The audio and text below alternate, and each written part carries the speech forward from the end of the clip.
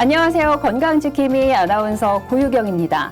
평소 다리가 저리다거나 조금만 걸어도 다리에 피로감을 느끼시는 분들 계실 겁니다. 또 많이 걷거나 뛰지 않았는데도 다리에 모래주머니를 단 것처럼 무겁고 붓고 피로감을 느끼시는 분들 많이 계실 텐데요. 그런 분들 오늘 방송 꼭 주목해 주시면 좋겠습니다. 오늘은 만성 정맥부전의 원인과 치료라는 주제로 다양한 얘기 나눠볼 텐데요. 심장혈관외과 전문의 신홍주 원장님과 얘기 나눠보겠습니다. 원장님 안녕하세요. 네, 안녕하세요. 네, 원장님 보통 이 다리 저림, 통증 이런 증상들이 나타나면 많은 분들이 척추 질환이 아닌가 이렇게 좀 의심을 하신다고 해요. 그런데 좀 아닐 수도 있다고요? 네, 아닐 경우가 상당히 많고요. 사실은 이러한 척추 질환은 우리가 흔히 디스크라고 얘기하잖아요. 네. 신경을 건드리는 거기 때문에 그 신경이 지나가는 길을 따라서 보통 저린 증상이 나타납니다. 네. 손가락을 예를 들면은 이쪽 한 부분만 이렇게 저리는 거예요. 다리도 그렇게 저릴 수가 있는데요. 네. 만성 정맥부전은 어디가 특정되지 않고 전반적으로 다리에 불편감이 있고 네. 저린 증상이 나타나고 부종이 나타납니다. 네. 빈도로는 훨씬 많아요. 그 만성 정맥 부전과 척추 질환과는 확실히 차이가 분명히 있는 것 같습니다. 그렇다면 원장님이 척추 질환과 만성 정맥 부전 이 두 증상을 구별은 어떻게 하게 되나요? 그러니까 아까도 말씀드렸듯이 특정 부위가 저린다거나 허벅, 엉덩이 쪽까지 당기고 그러면은 척추 질환을 의심해야 되지만은 이러한 만성 정맥 부전은 다리 부종이 나타납니다. 척추 질환과는 확실한 차이가 있고요. 네. 그다음에 오전과 오후를 물어보면은 오후에 증상이 악화돼요. 왜 서 있거나 앉아 있는 네. 시간이 많아서 정맥이 많이 역류를 했어요. 네. 특히나 이제 다리에 뭐 열감이 있다거나 통증이 있는 경우가 있고요. 혈관이 돌출되거나 실핏줄이 보인다고 그러면은 거의 하지 정맥 질환을 의심을 해야 된다고 생각합니다. 네, 언제 또 어떻게 통증이 느껴지는지 좀 잘 구분을 해봐야 될 것 같습니다. 원장님 그렇다면 만성 정맥 부전 어떤 질환인지 좀 더 자세하게 설명해 주시죠. 예, 쉽게 말씀드려서 저기 이제 화면에 보이듯이 다리가 무겁거나 다리가 붓거나 다리가 피곤할 때 저희가 만성 정맥 부전을 의심을 하게 되는데요. 네. 이러한 이제 만성 정맥 부전이라는 거는 우리 몸에서 심장에서 이렇게 다리 쪽으로 정맥이 간 다음에 정맥에서 이제 다리 쪽으로 동맥으로 갔다가 다리에서 정맥이 이렇게 올라가잖아요. 네. 올라가는데 이게 중력을 거스르는데 왜 안 내려가느냐? 저기 옆에 우측에 파란색 혈관 그림에서 보이듯이 네. 혈관에 판막이 있습니다. 네, 네. 이런 판막들이 밑으로 내려가는 거를 막아주는 건데 노화가 되고 서 있거나 앉아 있는 시간이 많은 듯이 이렇게 일을 많이 하게 되면은 저런 판막이 망가지는 거예요. 네. 판막이 망가지니까 정맥이 피가 올라갔다가 다시 내려가고 빽하는 일이 반복이 되니까 이러한 혈류가 아래쪽으로 쏠리게 되면서 다리가 붓고 그런 혈류로 인해서 혈류에서 나오는 물들이 바깥으로 저기 종아리 쪽으로 빠져나가면서 피부 변화, 다리 궤양까지도 일으키고 저렇게 이제 다리 혈관이 돌출되는 저러한 현상이 생기게 되는 겁니다. 네, 아무래도 이제 노화로 인해서 혈액의 판막이 손상이 되면서 만성 정맥 부전이 많이 발생하게 되는 것 같은데요. 노화 외에도 만성 정맥 부전이 발생하는 원인이 굉장히 좀 다양하게 있을 것 같아요. 예, 아까도 말씀드렸듯이 특히 오래 서 있거나 앉아 있는 직업군이 뭐 미용사, 스튜어디스, 교사들 중력을 거슬러서 거꾸로 올라가려면은 이런 종아리 근육이 펌핑 작용을 해줘야 되는데요. 네. 가만히 서 있거나 앉아 있게 되면은 이런 일들이 정맥이 못 올라가고 내려가는 일이 심해질 수 있고요. 네. 특히 여성 같은 경우 특히 갱년기 증상이 나타나면 심해질 수 있고 임신, 출산 과정을 거치는 여성분들은 자궁이 커지면서 정맥이 올라가는 길을 막잖아요. 네. 그로 인해서 역류가 한번 발생하게 되면은 이렇게 회복이 잘 안 됩니다. 또한 당뇨, 고혈압, 만성 질환자들한테 나타날 수 있고요. 비만, 흡연, 운동 부족 환자들한테 나타날 수 있는데 특히 비만이 많은 원인이 되는 게 비만하게 되면은 이런 혈류량이 증가하면서 아래쪽으로 다리 쪽으로 수분량이 많아지면서 문제가 발생할 수 있습니다. 네, 만성 정맥 부전의 발생 원인 아주 다양하게 짚어주셨습니다. 오늘 저희 방송 보시는 분들 중에서도 오래 서서 일하시는 분들, 여성분들 또 과체중이신 분들 오늘 방송 아주 특히 집중해서 봐주시면 좋을 것 같은데요. 그렇다면 원장님, 예, 만성 정맥 부전의 증상이 궁금합니다. 증상 구체적으로 어떤가요?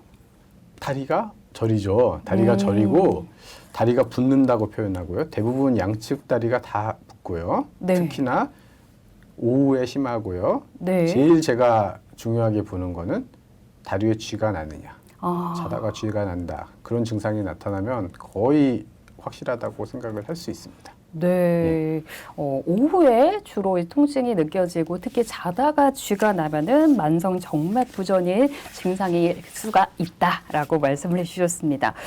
또 단계별로 증상을 좀 설명을 들어보고 싶어요. 단계별로 한번 설명을 들어볼게요.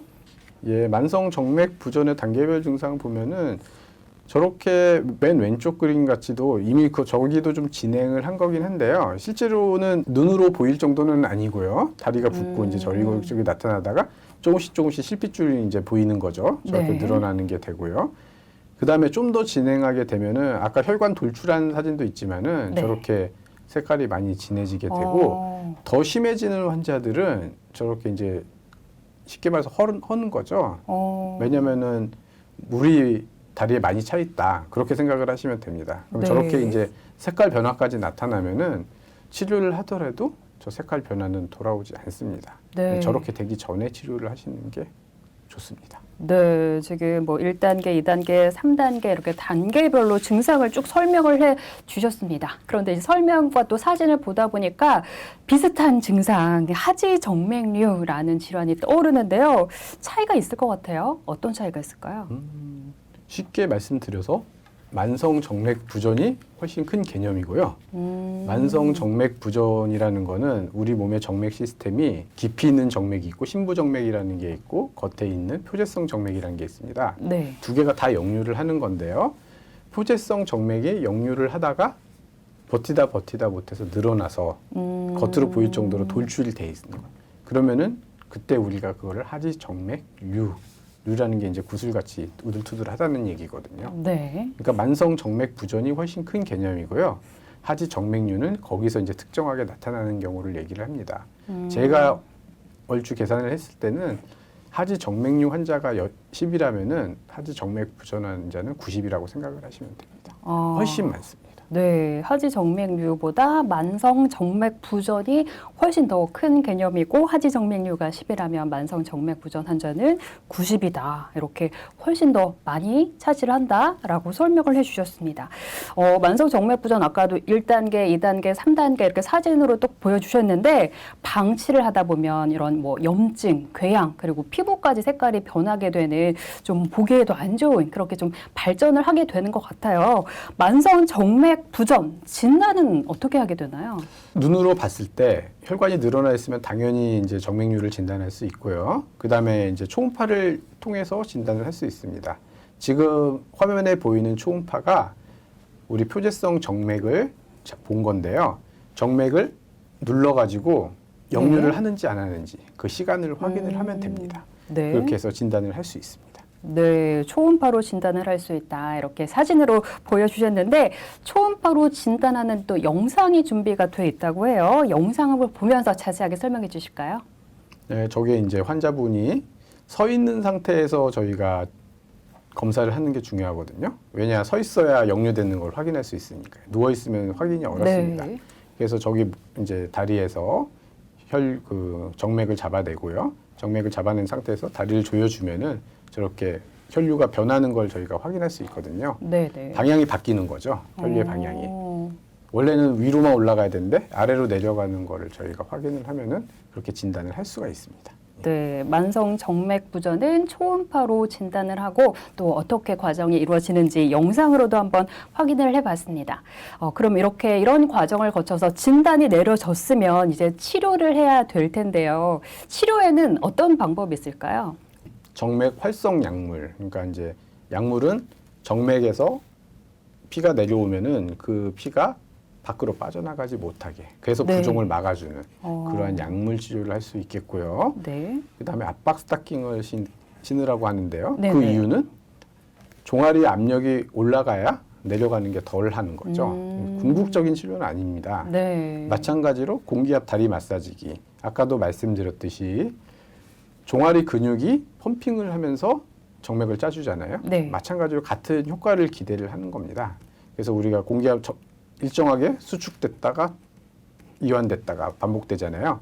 이게 일반적으로 종아리 근육과 같은 효과를 기대를 하는 거고요. 네. 혈관 경화제 주사 이렇게 쭉 늘어나 있어가지고 실핏줄 같은 게 도드라져 있을 때 그 핏줄을 막아주는 거죠. 네. 불 같은 걸로 이렇게 없애준다, 혈류를 없애준다 그렇게 이해를 하시면 되겠고요. 네. 옆에 있는 이제 대표적인 수술적 치료인데요. 시수술이나 시술적 치료인데 이 열치료 고주파나 레이저를 사용하거나 비열치료, 의료용 접착제를 사용한다는 거는 우리 정맥 시스템에서 신부정맥은 건드릴 수가 없기 때문에 표재성 정맥 겉으로 돌출돼 있는 그러한 정맥을 쉽게 말씀드리면 혈류를 없애주는데 어떤 에너지 디바이스를 쓰느냐, 고주파를 쓰느냐, 레이저를 쓰느냐, 네. 아니면은 접착제를 쓰느냐.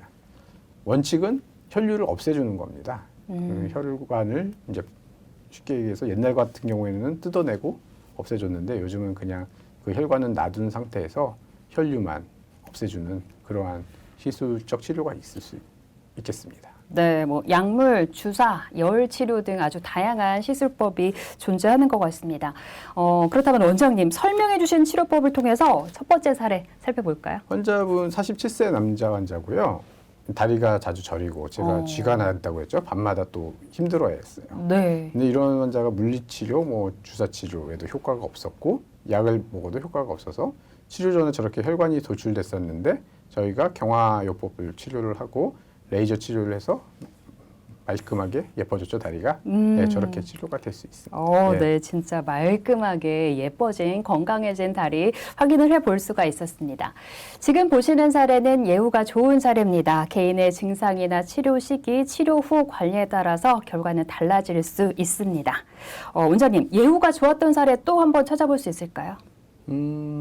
화면에서 보여드리는데 사실 이분은 좀 일찍 왔었으면 좋았을 텐데 네. 42세 남자 환자고 이게 축구하다가 다쳐가지고 저기 다리 쪽에 상처가 났잖아요. 네. 왼쪽에 저렇게 이제 헐었는데 저 환자가 피부과를 계속 다녔어요. 피부과를 거의 뭐 1년 정도 다녔는데 효과가 없다고 저를 찾아왔어요. 네. 근데 저 상처가 낫지 않는 이유는 피부과에서 여러 이제 약제를 써도 혈류량이 계속 아래쪽으로 내려가기 때문에 쉽게 말씀드려서 진물이 계속 나오는 거거든요. 그 진물이 덜 나오게 만들어주는 게 중요한데 그러려면은 역류되는 혈류량을 줄여줘야 됩니다.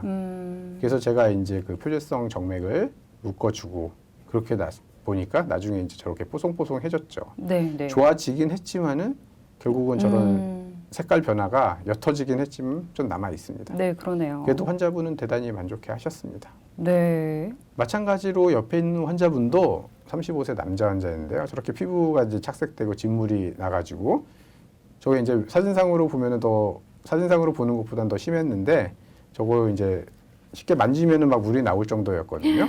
네. 네, 근데 이제 저기를 위에 표재성 정맥을 묶어주고 나서는 저렇게 이제 색깔 변화는 없앨 수 없었지만은 많이 뽀송뽀송해졌습니다.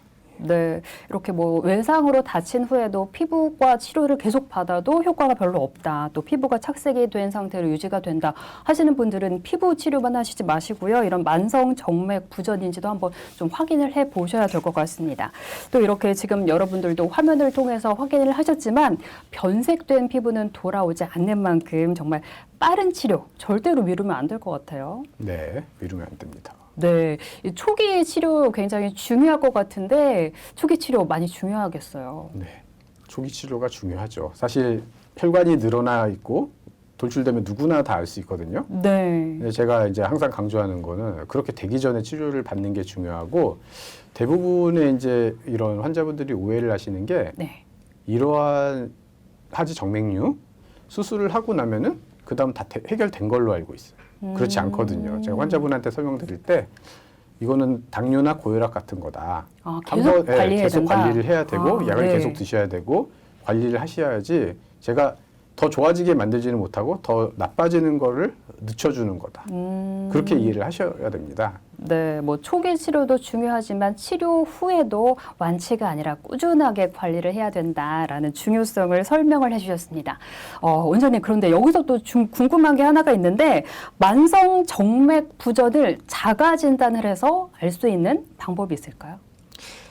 다리가 저리다거나 다리 부종이 있다거나 네. 다리에 통증이 있다거나 그 다음에 자다가 쥐가 나는 증상이 있다거나 네. 특히나 제가 직업을 물어보는데 아. 직업이 이제 서 오래 있는 서 직업이냐, 있는, 네. 앉아 있는 직업이냐. 또한 최근에 체중이 증가된 적이 있느냐. 아. 그것도 되게 중요한 요소입니다. 네. 예. 그런 점들을 물어봐서 진단할 수 있을 것 같습니다. 네, 원장님께서 지금 만성 정맥부전 자가 진단하는 방법 몇 가지 쭉 말씀을 해주셨는데요. 원장님, 한 이 중에서 몇 가지 정도 해당이 되면은 내가 만성 정맥부전인가라고 좀 의심을 해봐야 될까요?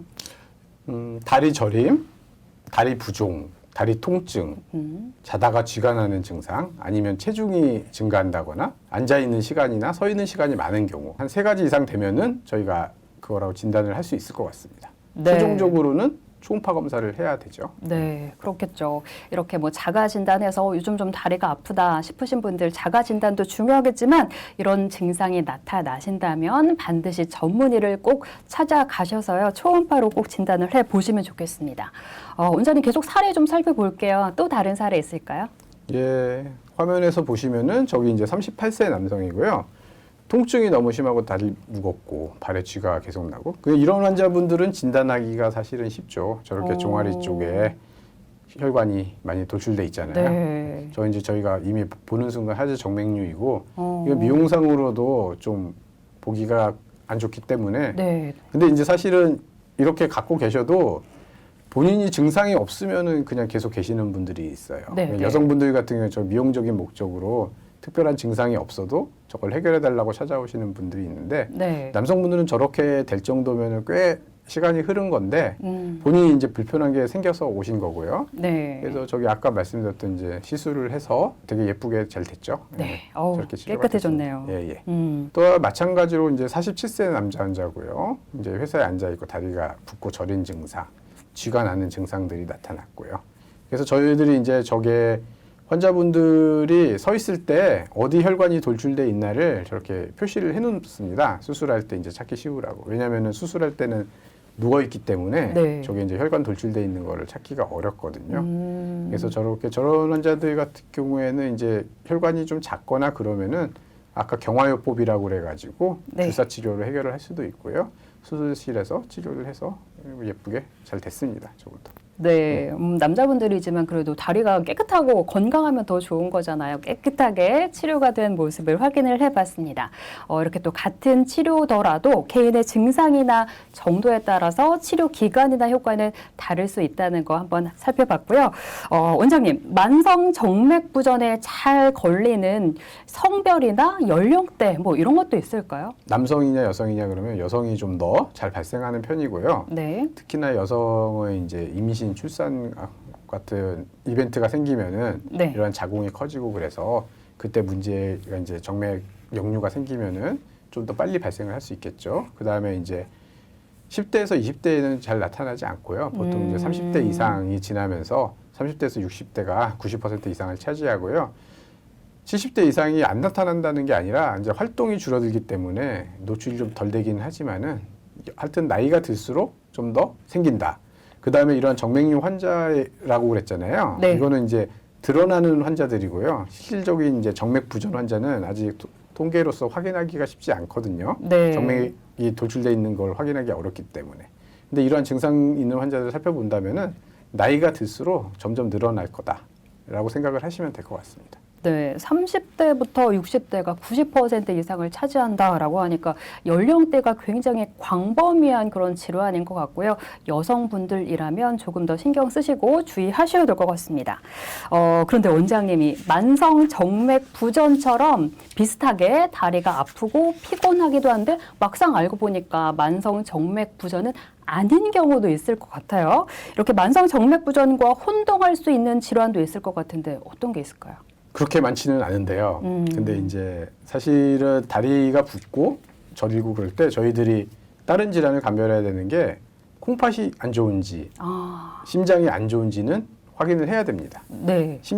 심부전, 우리가 심장의 부전, 콩팥의 네. 부전은 신부전이라고 부르는데요. 네네. 그런 경우에도 다리가 부을 수 있거든요. 그래서 저희들이 이런 질환을 체크하기 위해서 엑스레이를 찍어보고 심장이 네. 커져 있는지 확인도 해보고 그 다음에 이제 콩팥 수치가 올라가 있는지 그러한 점들도 미리 확인을 해보고 그게 아니라는 걸 확인한 다음에 진단을 하게 됩니다. 네, 뭐 신장에 또 문제가 있는 경우에 만성 정맥 부전과도 혼동을 할 수가 있다 이런 얘기 해주셨습니다. 뭐 다리가 붓고 무겁고 피곤하고 아픈 증상이 있으시면 집에서 가만히 계시지 마시고요. 빨리 전문의를 찾아가셔서 정확한 검사를 받아보는 게 중요할 것 같습니다.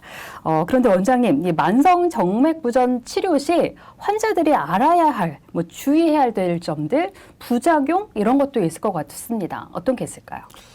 만성 정맥 부전의 이제 결국 치료는 시술하고 관련된 합병증이 생길 수가 있는 거고요. 그래서 환자분들이 아셔야 될 게 이게 치료가 잘 돼도 네. 추후에 재발을 할 수도 있습니다. 재발을 할 수 있는 것도 아셔야 되고요. 그 다음에 네. 우리가 이런 시술에 따라서 각각의 합병증들이 있거든요. 네. 뭐 고주파 에너지를 이제 뭐 레이저를 사용하게 되면은 시술에 따라 가지고 이게 열 에너지를 전달하는 거기 때문에 시술하고 나서는 초반에 멍이 들고 약간 이제 저릿저릿한 게 나타날 수도 있고요. 그 다음에 반대로 이러한 의료용 접착제를 쓰게 되면은 나중에 이제 우리가 알러지 반응이라고 그래가지고 다리가 가렵고 뭐 그런 증상이 나타날 수도 있고 각 시술에 따르는 장단점들이 있기 때문에 그러한 점들을 잘 아셔야 됩니다. 네, 뭐 지금까지 이제 주의할 점, 부작용 등도 잘 살펴봤습니다. 치료를 받는다고 해서 끝이 아니라 계속해서 꾸준하게 관리를 하셔야 되겠고요. 만성 정맥 부전의 치료법, 치료 사례들 지금까지 쭉 한번 살펴봤는데 환자에게 적합한 맞춤형 치료가 가장 중요하지 않을까 싶어요. 네, 맞습니다. 그래서 사실은 이러한 만성 정맥 부전이 진단을 받으려면은 아무래도 검사를 다양하게 할 수 있는 병원에서 진단을 받는 게 중요하다고 생각합니다. 네. 아까도 말씀드린 다리 붓고 이제 이런 만성 정맥 부전이 있으면은 초음파 진단도 당연히 잘해야 되겠지만은 이러한 피 검사들, 심장에 문제가 있는지, 신장에 문제가 있는지, 아니면 또 다른 문제들이 있는지, 주변에 신경외과나 정형외과 다 유기적으로 치료가 가능한 그러한 병원에서 치료를 받고 진단을 받고 치료를 받는 게 중요할 것 같습니다. 네, 맞춤형 치료가 무엇보다 중요할 것 같고요. 또 가장 좋은 치료법은 예방이라는 말이 있죠. 생활 속의 만성 정맥 부전을 예방하는 방법도 좀 궁금합니다. 어떻게 하면 예방을 할 수 있을까요? 사실은 이제 이러한 말씀을 드렸듯이 정맥이 올라가는 기전은 이제 양쪽 종아리 근육이 짜주는 게 제일 중요하거든요. 네. 그래서 어쩔 수 없이 서 있어야 된다. 그럼 이런 까치발 올리기 있죠. 그러면 이제 종아리 올렸다 내렸다면은 아무래도 종아리 근육이 움직이잖아요. 네, 네. 그걸 확인할 수 있겠고요. 이런 뭐 하늘 자전거. 근데 사실 하늘 자전거라는 걸 하기는 쉽지는 않겠죠.